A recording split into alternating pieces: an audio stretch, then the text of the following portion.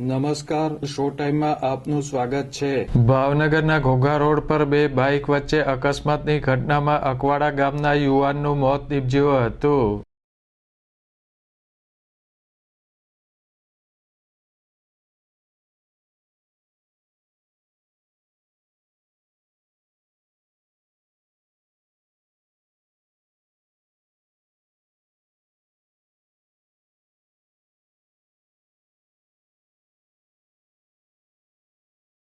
અકવાડા ગામમાં રહેતો યુવાન ભાવેશભાઈ દીપકભાઈ દિહોરા ગત રાત્રિના સમયે તેનું બાઇક લઈને વાડીએ સૂવા માટે જતો હતો ત્યારે ઘોઘા રોડ પર આવેલ સી ફૂડ હોટલ પાસે ઘોઘા તરફથી આવી રહેલા બાઇક સાથે અકસ્માત થયો હતો।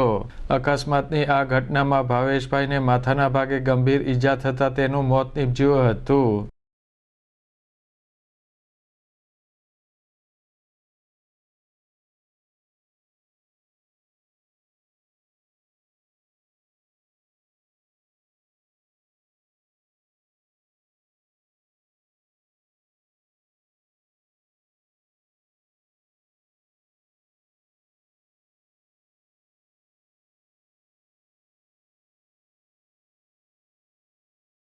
અકસ્માતની આ ઘટનામાં સામેના બાઇક ચાલકને પણ ઈજા થઈ હોવાનું જાણવા મળેલ છે।